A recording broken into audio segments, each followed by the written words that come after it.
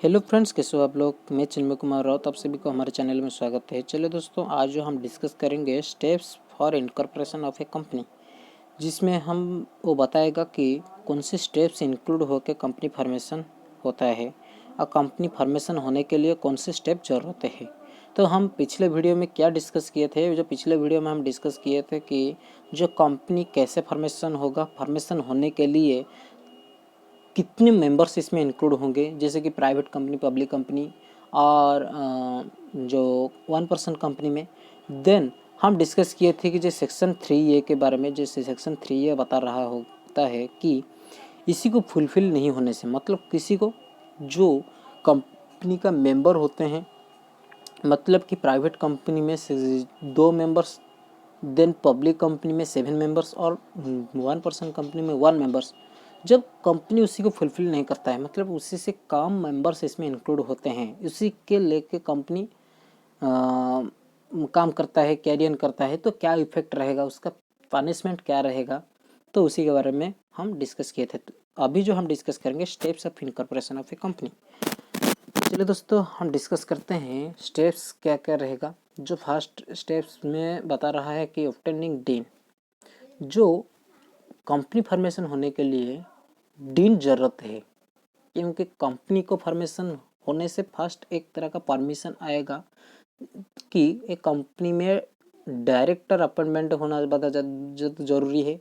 तो इसलिए डायरेक्टर का एक तरह का आइडेंटिफिकेशन नंबर रहना चाहिए, तो इसी डीन को फर्स्ट इसमें इन्वॉल्व किया जाएगा। देन डिजिटल सर्टिफिकेट, जिसमें कि डिजिटल साइन रहेगा और डिजिटली उसी में इंफॉर्मेशन रहेगा, एक तरह का ऑप्टेन, मतलब कि obtaining DSC, you need to apply digital signature for signing all the incorporation forms. जो इनकॉर्पोरेशन के लिए जो कोई भी फॉर्म्स है, इसी के साथ साइन रहेगा और इसी डिजिटल सर्टिफिकेट में इंक्लूड रहेगा। देन नेम अवेलेबिलिटी, कंपनी का एक तरह का नेम का अवेलेबिलिटी रहेगा, जो मिनिस्टर ऑफ कॉर्पोरेट अफेयर्स में अप्रूव हो जाएगा। जो मिनिस्टर ऑफ कॉर्पोरेट अफेयर्स उसी को अप्रूव कर रहा होगा। देन फॉर्म 1A, जो जिसमें need to filed for same, मतलब कि कोई भी कंपनी सेम नेम के लिए, मतलब कि इसी तरह के जो सब्सिडरी कंपनी बनाने के लिए भी फॉर्म 1A में उसको फाइल किया जा सकता है। देन कंपनी इनकॉर्पोरेशन, इसके लिए क्या होगा कि relevant forms needed to be filed with minister of corporate the company of completed the procedure, मतलब कि इसमें कौन सी फॉर्म इंक्लूड होकर कंपनी फॉर्मेशन के लिए ज़रूरत है, इसमें सभी फॉर्म्स को हम इसमें डिस्कस करेंगे, जैसे कि form 1, form 18, form 32 and form 14, जिसके बारे में बताएगा कि कैसे कंपनी फॉर्मेशन होगा। जो फॉर्म 14 बता रहा है कि इनकेस ऑफ फॉरेन कंपनी, जब कोई भी फॉरेन कंपनी इनकॉर्पोरेटेड किया जा रहा है, तो इसलिए के लिए वो सभी फॉर्म्स ज़रूरत है। तो हम अभी जो डिस्कस करेंगे डोमेस्टिक कंपनी के लिए कि कौन सी फॉर्म ज़्यादा इसमें ज़रूरत होते हैं। तो चलिए दोस्तों, डिस्कस करते हैं स्टेप्स क्या क्या इन्वॉल्व होते हैं। फर्स्ट स्टेप्स में हम डिस्कस करेंगे कि कौन से डॉक्यूमेंट्स इसमें इन्वॉल्व होंगे। तो फर्स्ट इसमें जो डॉक्यूमेंट्स होंगे, फर्स्ट डॉक्यूमेंट जो बोल रहा है कि जो मेमोरेंडम एंड आर्टिकल एमओए और AOA duly signed by the all subscriber, इसमें सभी जो सब्सक्राइबर होंगे उसी का सिग्नेचर मेमोरेंडम ऑफ एसोसिएशन में और जो आर्टिकल ऑफ एसोसिएशन में मेंशन रहेगा।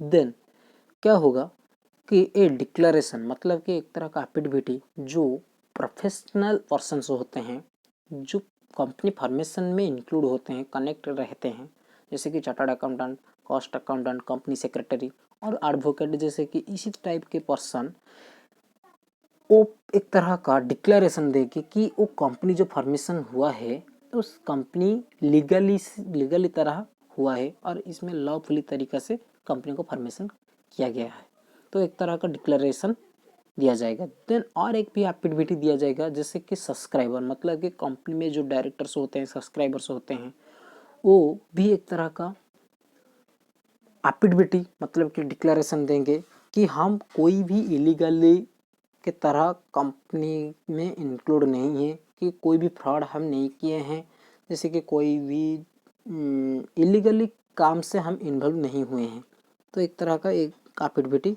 देंगे। देन इसमें और एक भी रहेगा कि एड्रेस, जब कंपनी फॉर्मेशन होंगे तो एक तरह का एग्जिस्टिंग एड्रेस, करस्पॉन्डिंग एड्रेस इसमें इन्वॉल्व रहेगा। देन और एक भी पॉइंट है कि जो फर्स्ट डायरेक्टर होगा, जो फर्स्ट डायरेक्टर उसी का नेम एंड सरनेम और फैमिली नेम, मतलब कि जो सरनेम फैमिली नेम जैसे कि हमारा नेम के लास्ट में जो लगता है। देन रेसिडेंशियल एड्रेस, वो कहाँ पे रहते हैं, नेशनलिटी उसकी सभी देंगे कि कंपनी फॉर्मेशन के लिए वो सभी ज़रूरत है जो फास्ट डायरेक्टर का। और भी जो सब्सक्राइबर होंगे, मतलब कि जो पब्लिक कंपनी में 7 सब्सक्राइबर होंगे, प्राइवेट कंपनी में 2 सब्सक्राइबर होंगे और 1% कंपनी में 1 सब्सक्राइबर होंगे, तो ऐसे कि सभी सब्सक्राइबर का भी एड्रेस चाहिए। और लास्ट में जो बोल रहा है कि consent of the person mentioned in the article of the first directors, जो फर्स्ट डायरेक्टर का कंसेंट भी लेना ज़्यादा ज़रूरी होता है। और भी फर्दर प्रोसीजर है जिसमें कि लॉफुल को फुलफिल नहीं करने से क्या होगा, उसी के बारे में बताएगा। तो लॉफुली में जब कोई भी पर्सन्स और कंपनी लॉफुली तरीके से इनकॉर्पोरेटेड नहीं हुआ है और कोई भी पर्सन्स इलीगली के थ्रू इन्वॉल्व हुए हैं और चार्टर्ड अकाउंटेंट और जो प्रैक्टिसिंग के थ्रू जो कंपनी फॉर्मेशन हुआ है वो भी लॉफुली से उसको तो फॉर्मेशन किए कर दिए हैं, लेकिन वो एक पीछे जो हम बाद में हम जानने पाए हैं कि वो कंपनी इलीगली के थ्रू वो फॉर्म्ड हुआ है, तो क्या होगा, उसी के लिए क्या पनिशमेंट रहेगा और क्या फर्दर प्रोसीजर रहेगा, उसी के बारे में हम डिस्कस करेंगे। तो इसमें लिखा है कि जो इनकॉर्पोरेशन ऑफ कंपनी बोल रहा है, on the form of the mention certificate of incorporation of the register shall alert the company corporate identity number. वो सभी तक आ गया है, मतलब कि कंपनी इनकॉर्पोरेशन के लिए सर्टिफिकेट ऑफ इनकॉर्पोरेशन जो ज़रूरत है COI वो तो पा गया है, इसी के साथ CIN मतलब कॉर्पोरेट आइडेंटिफिकेशन नंबर भी पा गया है। तो अभी हमको मालूम आया है कि इसी डॉक्यूमेंट में डिफ़ॉल्ट है, इसी डॉक्यूमेंट में डिफेक्टिव है, तो क्या होगा, उसी के साथ if a person furnish any false incorrect, इसी पॉइंट में बता रहा है कि कोई भी कंपनी और कोई भी पर्सन इनकरेक्ट डॉक्यूमेंट और इनकरेक्ट इन्फॉर्मेशन दिया है तो क्या होगा, वो लाइबल होंगे सेक्शन 47 मतलब कि 447 के एग्नेस्ट में वो एप्लीकेबल होंगे, जो फ्रॉड के एग्नेस्ट में जो हमारा ट्रिब्यूनल के थ्रू लिखा है कि एक कंपनी जब डिफ़ॉल्ट करेगा और डिफेक्टिव में आएगा और कोई भी इलीगल इन्फॉर्मेशन दिया जाएगा तो 447 के थ्रू आएगा, जो इसमें बोल रहा होगा फ्रॉड के बारे में। तो इसी के साथ हमारा जो फर्दर प्रोसीजर ख़त्म हो गया है। देन नेक्स्ट पॉइंट जो बोल रहा है कि ऑर्डर बाय ट्रिब्यूनल, मतलब जो बोल रहा होगा कि हमारा कोर्ट और जो ट्रिब्यूनल है वो क्या ऑर्डर देगा। जब कंपनी इलीगली के थ्रू आ गया है तभी ऑर्डर देगा ट्रिब्यूनल कि तुम क्या कर सकते हो। फर्स्ट जो बोल रहा है कि कंपनी बोल सकता है, जो ट्रिब्यूनल बोल सकता है कि तुम मेमोरेंडम और आर्टिकल को चेंज कर सकते हो, टर्मिनेस मतलब कि अल्टरेशन कर सकते हो, इसमें बोल रहा है। देन बोल रहा है कि तुम चाहो तो कंपनी का लाइबिलिटी को अनलिमिटेड भी कर सकते हो, मतलब कि कंपनी का जो लाइबिलिटी है वो अनलिमिटेड हो जाएगा। देन डायरेक्टली उसको बोल सकता है कि तुम कंपनी का नेम को रिमूव कर सकते हो, मतलब कि जो कंपनी का नेम दिया है उसको रिमूव करके और एक बार कंपनी को फॉर्मेशन कीजिए और एक नेम से। देन और भी बोल सकता है पास ऑर्डर टू वाइंडिंग अप, मतलब कि और भी ऑर्डर दे सकता है कि तुम कंपनी को वाइंडिंग अप भी कर सकते हो, मतलब कंपनी को तुम तोड़ सकते हो। देन और एक भी पॉइंट जिसको बोल रहा है कि पास सच अदर ऑर्डर आज में डीम फिट, मतलब कि जब कंपनी में कोई भी इलीगल नहीं होगा कैसे इसको ठीक कर दिया जाएगा, उसके लिए सब कुछ ऑर्डर प्रोवाइड कर सकता है ट्रिब्यूनल।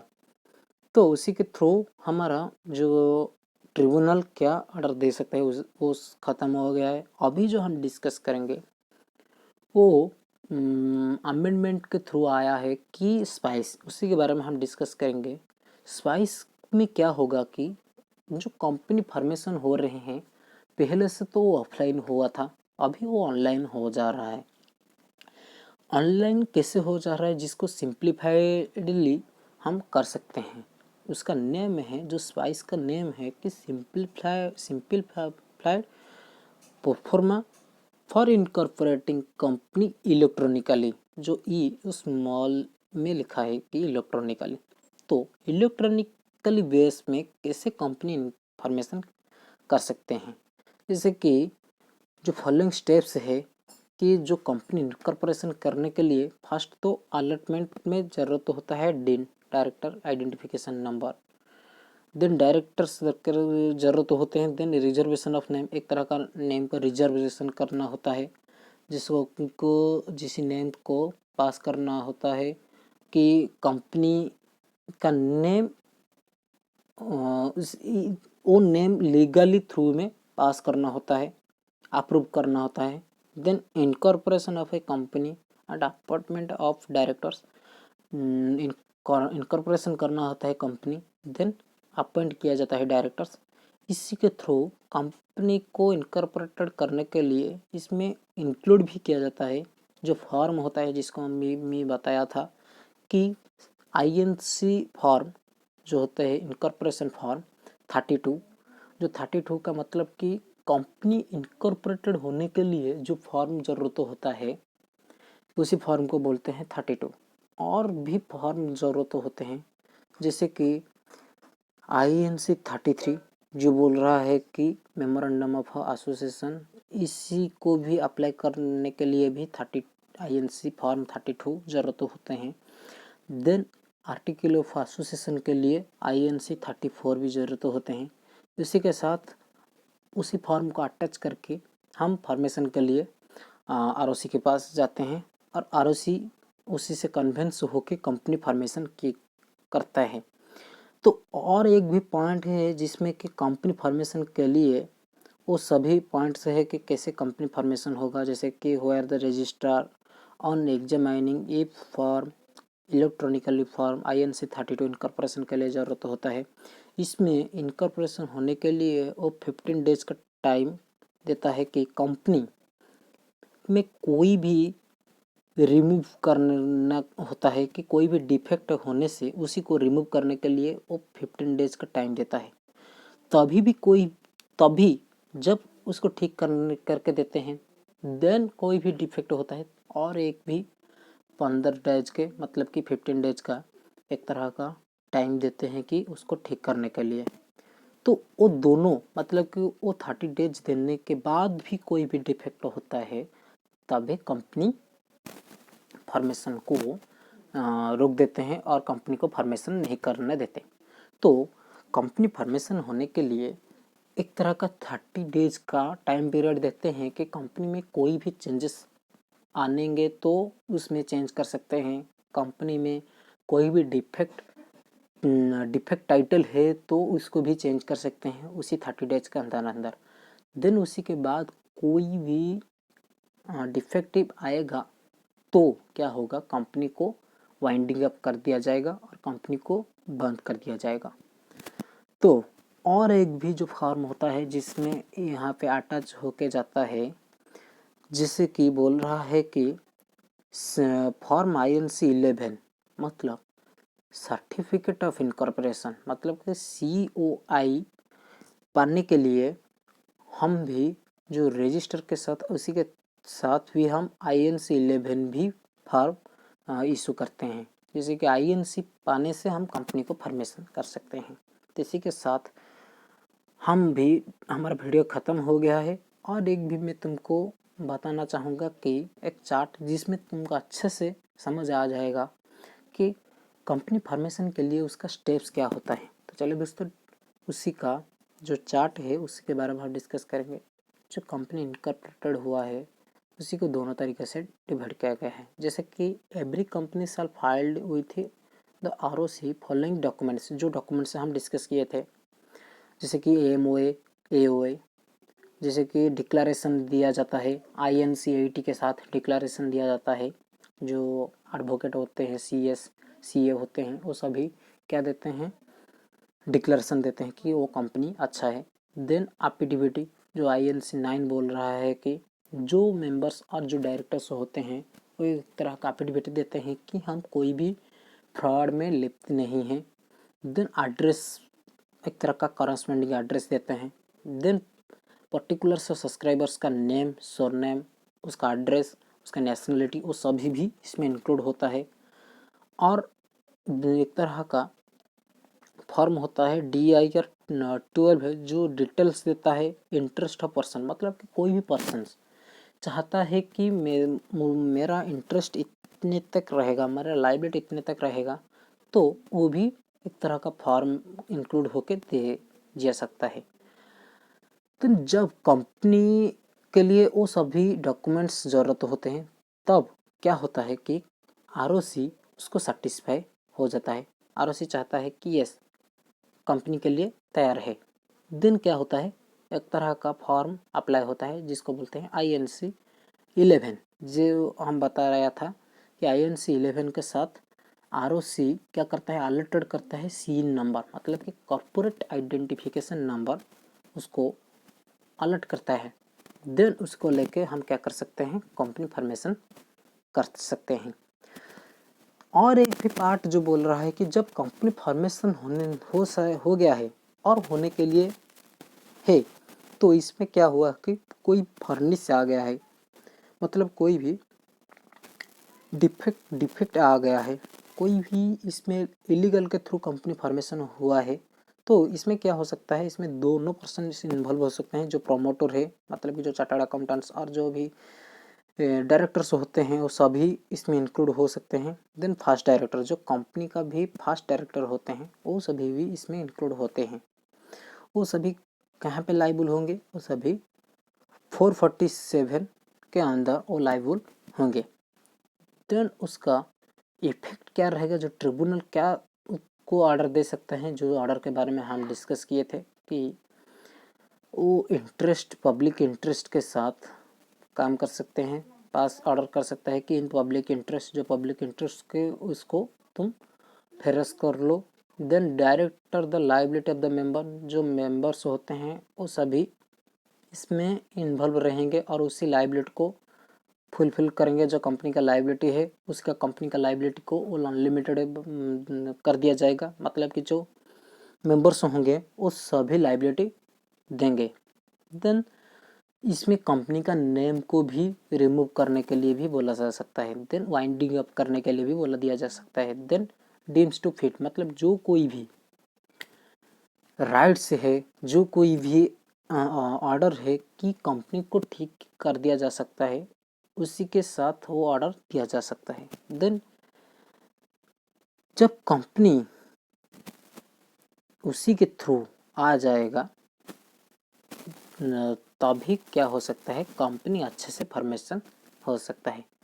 वो जो हम बता रहे थे कि एक तरह का इजी सा चार्ट, जिसमें कि हम कंपनी का फॉर्मेशन कैसे होता है, उसके स्टेप्स को हम अच्छे से समझ पाए हैं। तो इसी के साथ हमारा वीडियो ख़त्म हो गया है। थैंक यू दोस्तों फॉर वाचिंग आवर वीडियो। अच्छा लगे तो लाइक कीजिए, कमेंट कीजिए, सब्सक्राइब कीजिए। थैंक यू दोस्तों।